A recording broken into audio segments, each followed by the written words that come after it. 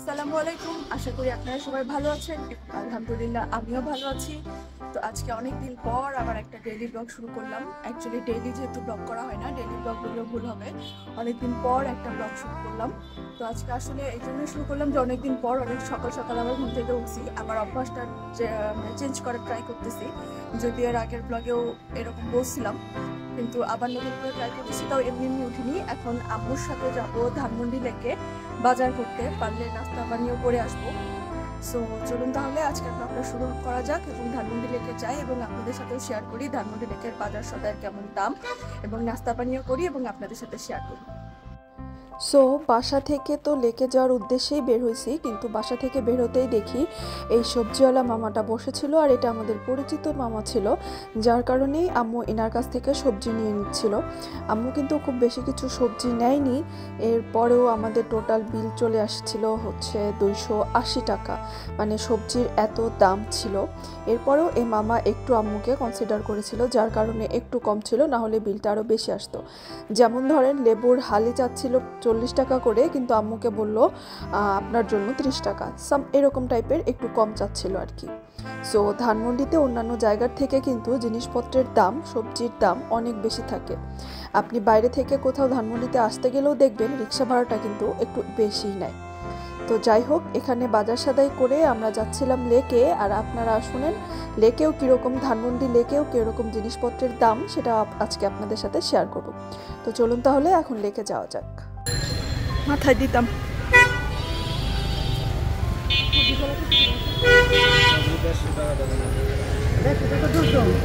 বাপরে, 120 করে দিবা। আর ওদিকে দেখে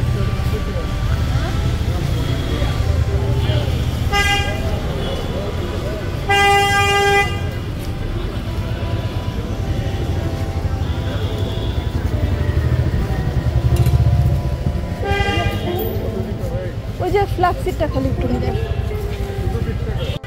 মামাই ফ্লাক্সিট কত করে? ফ্লাক্সিট 100 গ্রাম 30 টাকা। 100 গ্রামই দাও দেখি। তুমি আস রাতের মাথায় দেবেন।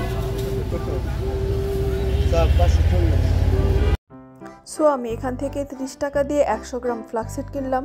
শুনেছি ফ্লাক্সিড মাথার মধ্যে দিলে নাকি চুল পড়া কমে, সো এই জন্যই আর কি একটু অ্যাপ্লাই করবো। অনেক কিছুই তো মাথায় অ্যাপ্লাই করি, সো এটাও একটু ট্রাই করে দেখি আর কি। ফ্লাক্সিড কিন্তু খেলে ওজনও কমে, আমি তাও শুনেছি, তবে আমি খাওয়ার জন্য নিইনি, আমি শুধু মাথায় দেওয়ার জন্য নিয়েছি।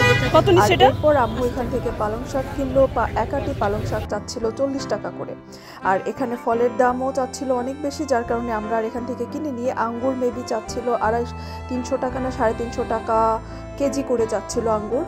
তো আর মানে রিস্ক নেই, টক হবে মনে হচ্ছিল, এই জন্য আর এখান থেকে আসলে আমরা আঙ্গুরটা কিনে নিয়ে চলে গেছি।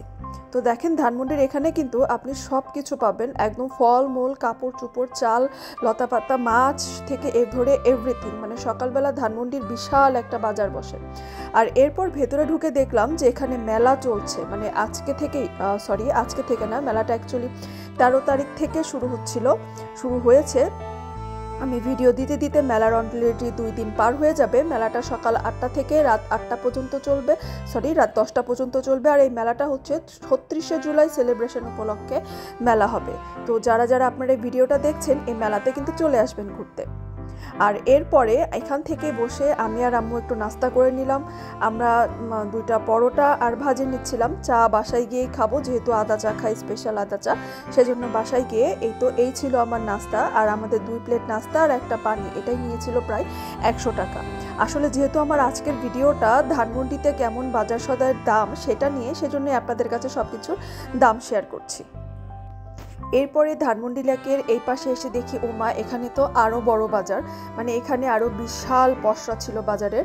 সো আম্মু এখান থেকে শশা কিনলো, কারণ ওই পাশ থেকে এই পাশে শশার দাম একটু মনে হয় কম ছিল, যার কারণে আম্মু এখানে এসে আবার শশা নিল। মেবি 60 টাকা কেজি ছিল, হ্যাঁ 60 টাকা কেজি ছিল, আর ওই পাশে 80 টাকা কেজি ছিল, সেজন্য এখান থেকে এসে আম্মু আবার একটু শশা কিনলো।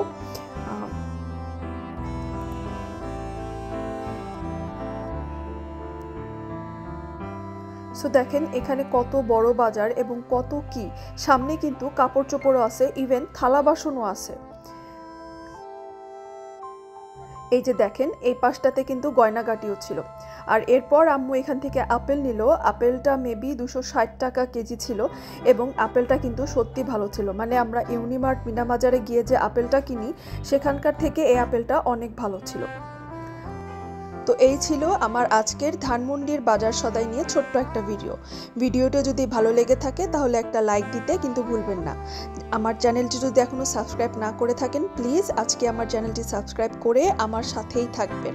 আমার পরিবারের জন্য দোয়া করবেন, নিজের পরিবারের খেয়াল রাখবেন। আর হ্যাঁ, ধানমন্ডির মেলাতে আসতে কিন্তু ভুলবেন না। তাহলে আজকের মতো এখানেই বিদায় নিচ্ছি। আল্লাহ হাফেজ।